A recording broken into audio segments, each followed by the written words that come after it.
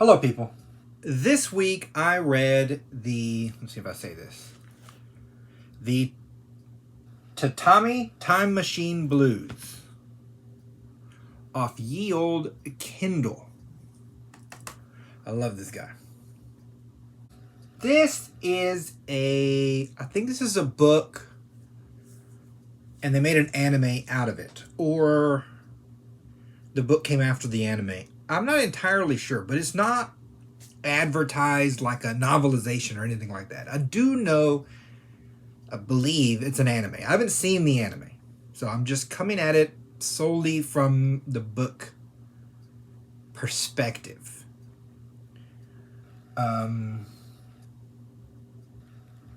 Also, I've seen a few of these now where an anime creator will also write a book to his or her anime. I think they do pretty good. They're not just animators a lot of the times. It's an interesting sense to a story you get from foreign countries that I've found. So it's part of the reasons I wanted to read this. We start. It's instantly in first person. I usually have an issue with this, but again, if it's done right, it can be very effective. This one's done really well. We didn't even get a name for our main character till way deep in the situation. What is the first line? I'm going to say it up front. I've never had a meaningful summer. We jump right into it.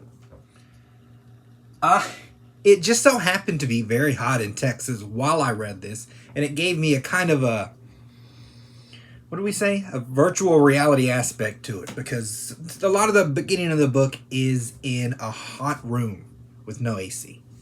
And so I'm like, you know what? I can relate on this outside level. So if you want to read this, I suggest reading it in the dead of summer, whatever that means, for wherever you are.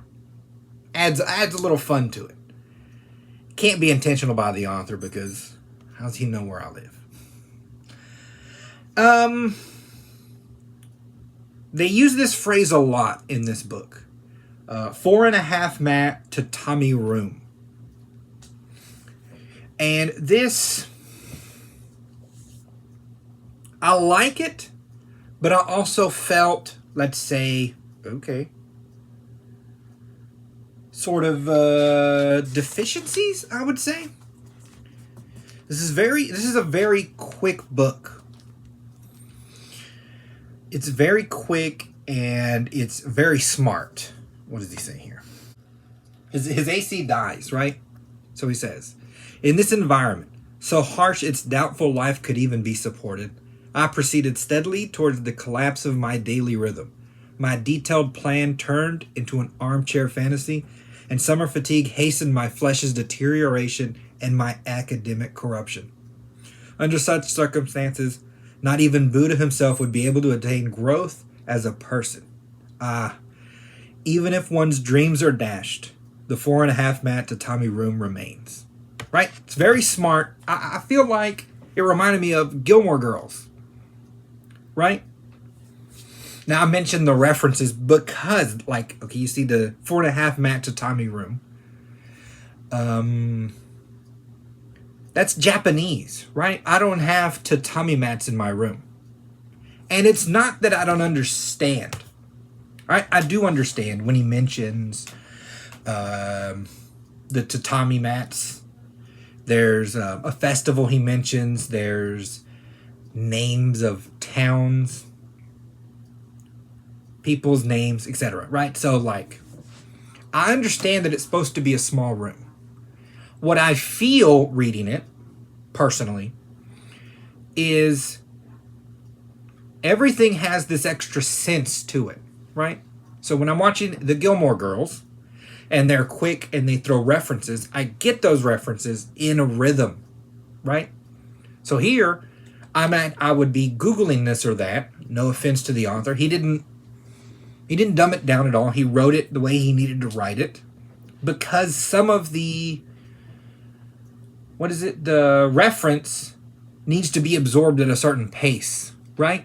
So that I know what a tatami mat is if I'm Japanese, it's insta absorbed, and then I move on. And part of this book is that speed, right? I can tell this from the rest of it, that the rest is written so well that I'm missing some things. Right now, I don't know that there's too much of a way around it. I wouldn't personally change it. I'm fine with books because, like, let's say in the future something happens and I absorb more Japanese culture, references, etc. Then when I reread this, I'll have a new enjoyment of it. So I don't want books lessened in any way. That's not what I'm trying to say. But what I am trying to say is that if you don't have these references, you sort of miss the pacing. And then it's, what is it? You're not eating your food hot. It cooled off because you took too long to nibble on this or that. Right? There's a festival. This becomes a point in the book where a girl is going to go to a festival and he's wondering who with, and that he should ask her. Right? It's your classic. If you've seen some animes, you understand that they do this. But, right, while I'm reading it, I'm imagining that difference between me here in Texas and such person in Japan or the Philippines, etc. Right? So for us in Texas, a Texas state fair might mean eating a lot of food, sitting in sweltering heat, and enjoying football. Right? Versus in Japan, that might be nostalgic. That might mean youth and a chance at romance. Right? And that once this word's used, they name a certain festival. All those things are instantly illuminated, let's say, in the reader's mind from Japan, that isn't illuminated the same way in my mind. I haven't had many books like this. I'm sure there's a bunch out there. But I'm like, it was cool to see. It's cool to feel that there's more to be had, right? I didn't mind it. It'll be fun on a reread, but I don't think there's a way around it. I think if you dumbed it down or changed it for Western audiences or any kind of thing like this, you lose something, right? To me, it matters that there's this football game in the middle of a state fair, and it's part of Texas. The heat's part of Texas, and that if I change it, I might as well be telling a different story. So, I like that it just commits to whatever it wants to say. And this applies for the names of the characters, the names of towns. I just Googled this town name. Just, let me see, right? So if you Google New York, you'll see something. I Googled this town name and I saw these, what are they, Shinto shrines? These big orange shrines, right? Now, I don't know if this is a real place and I just typed it in wrong, or is it all mythical, right? And that it could be either or clearly affects the story. If this girl, Akashi's name means, what is it? What I think? Light, right? Or something to this effect, it changes the story. But I can't know these things. Now, I mentioned some of this about character names and references and such not. And whatnot.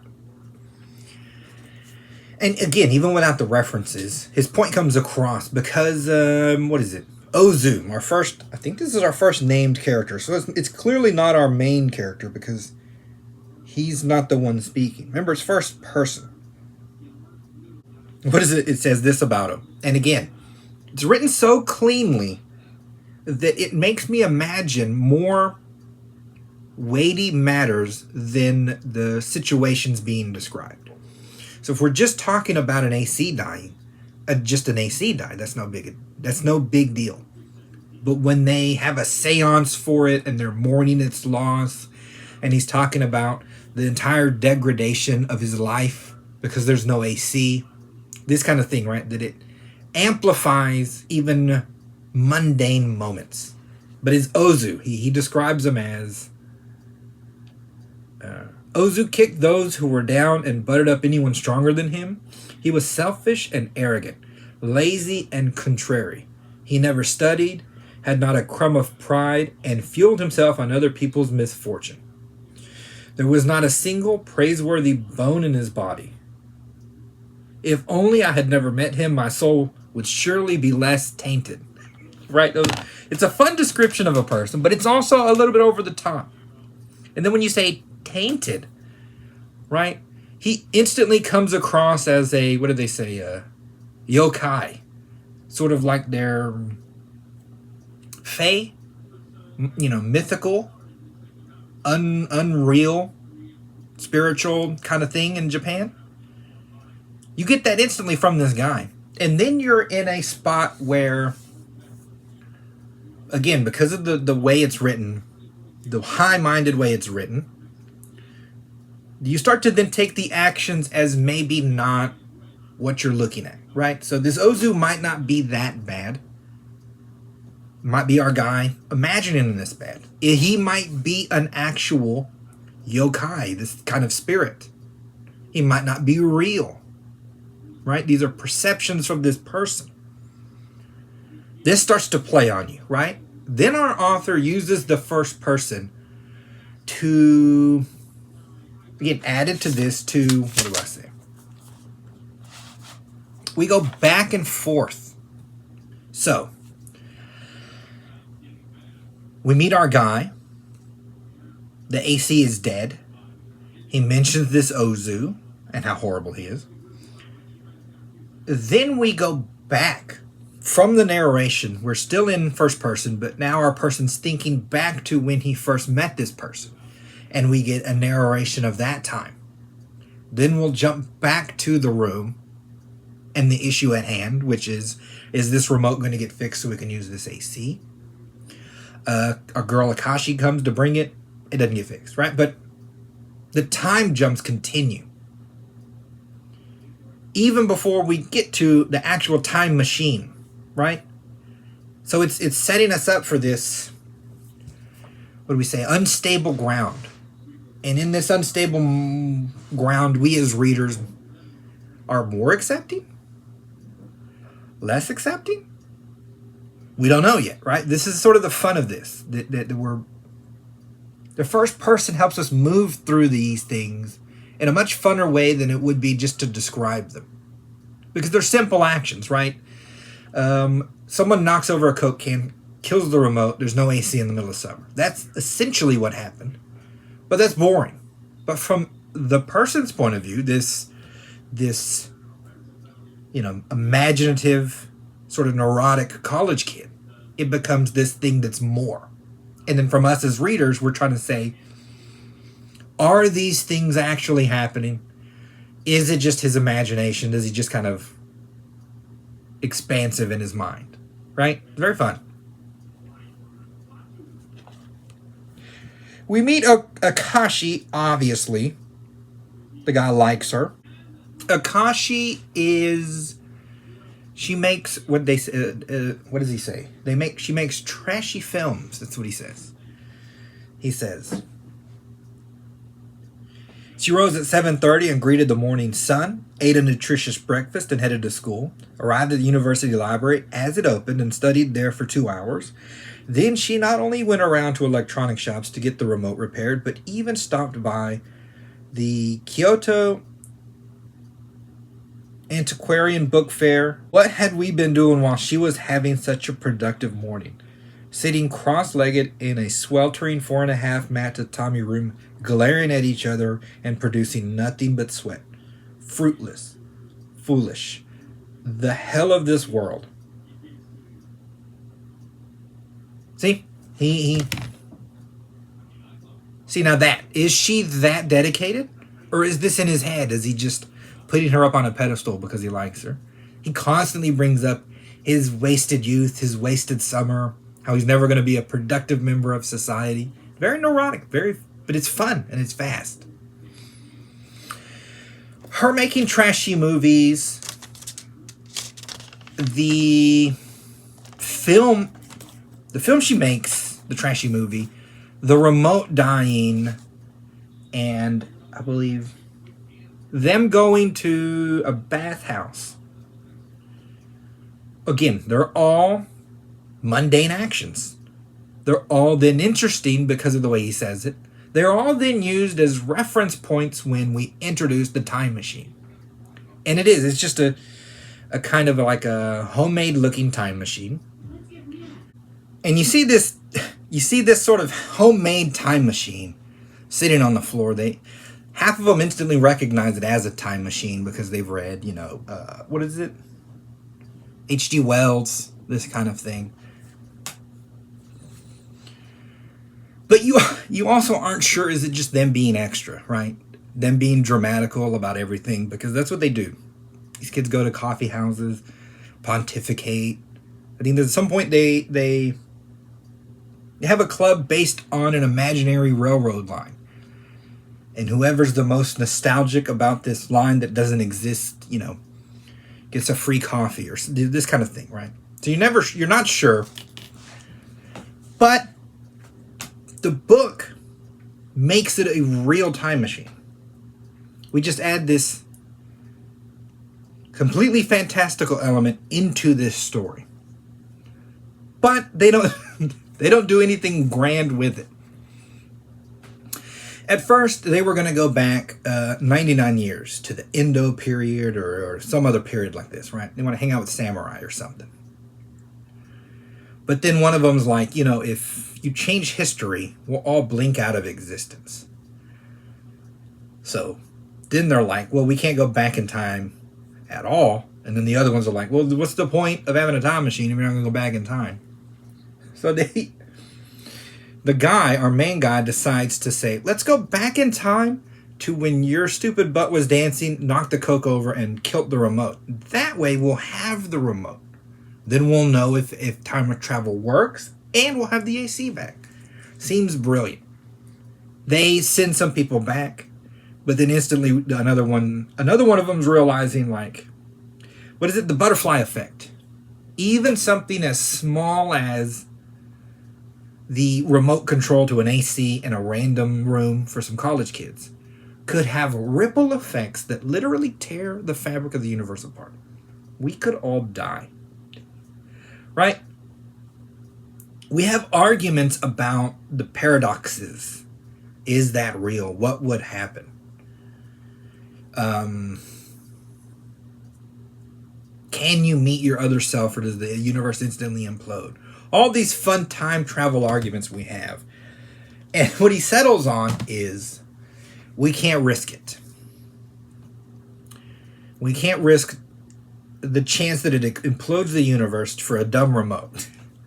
So then the group of them go back to get the other two. And this is where, what is it? We have Hanuki talk to them at the bathhouse. We have stolen Vidal Sassoon.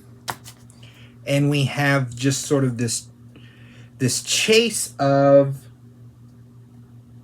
a remote control as the main linchpins of how we can fix the timeline. But you're like, I originally went through the timeline. Let's say the one, the bathhouse. They help her film a dumb movie, then go to the bathhouse to relax. Whilst at the bathhouse, they see three dudes who act weird, and they hear this girl on the other side call out. When they talk to her, she's like, I never went to the bathhouse, but they heard her call out. So then when they travel back in time, the main guy's like, you have to go to the bathhouse and call out for the flow of time to be set in stone. And it turns out the other three guys were the three who went from the future to the day before, to yesterday, who their other versions then saw, but who didn't turn around and interact so as to not implode the universe. But then, of course, you're like, hold on. Again, the classic, if you saw them then, if you heard her then, What happened the first time? Because the first time you heard her, when was that first established? You can't be in a perpetual loop. They never even try to figure this out. He's like, look, he almost sort of says it. He's like, I can't be bothered with that. The risk is too high. I'm just going to do what I think I can do and hope it doesn't destroy the universe. So we just sort of high step around that issue and don't worry about the paradoxes much at all. So it gets convoluted. Someone goes back 100 years, leaves a remote in a swamp. Someone's goofy a couple of them are goofy at filming of the movie, but no one filming the movie noticed that they were time travelers. Mind you, it's just a day time travel. And in the end, what is it? The mystery of who the girl's going to the festival with turns out to be our main guy from the future, from a day ahead. She's like, you're the one who asked me. You got to make sure to ask me, but not let yourself know that it's you asking me, right? And so you're brought back to, was this all just in his head? Was he just sort of lovesick and over-imagining, right? Because he asked her out, she says yes. And then it ends by him hiding in a closet until okay, so his original self is in the closet. The self of him from the past is doing what they did to begin the book, sitting in the hot 4.5 mat tatami room with no AC. They then get up to go outside because that's when the time machine shows up with a flash of light and a gust of wind. He waits till they then go back in time. The ones from the past who were from his time, who went back to set things right, came back to the future. He waits till he hears them back, then steps out of the closet and says, I'm here. You don't have to go back for me. The timeline's been fixed. And I'm like, can I just, if it's just a day time travel, aren't I always ahead? But if it's time travel, I'm not. I'm in the past. And when, I guess, the rest of the world catches up, I can just slot back in. Does that... Will this break the time paradox loop? Can I step in and out of a time travel paradox loop? I guess that's the question, right? They don't answer it. What it ends with is, sort of happily ever after. We're pretty sure we met his son, who came from 25 years in the future, that he marries this girl, and that everything sort of ends up okay. He becomes a productive member of society. But in the interim, it's fun to think about these other parts. And it's written... Oh, God, stop moving it. It's written richly enough that I can, right? So if you don't write it well enough, then it's not worthy of higher thought, then it fumbles. But this book doesn't fumble. And that's essentially the book. It's, again, not a lot happens. But if you read the book, it feels like more stuff did happen. It's a very effective use of first person. It sears into your brain pretty good. So, I liked it. It was a fun book. Give it a go if you're inclined. Bit of a short video, but I can't help that, right? Ad time? These are my books. I actually have a time travel book. A paradox-free time travel book. I need to finish the sequel to it, to be honest. If you're inclined, buy it. It'll help the channel. If you're not inclined, you don't have to buy it. You can get, I think, the Kindle Unlimited and read all my books with that subscription. If you're not inclined to do that, you can subscribe to the channel. If you're not inclined to do that, you can just watch the videos or comment. All of these things help. I don't pressure my peoples. You see? Or maybe I should, but I won't. Okay. I will talk to you, lovely lot, next week.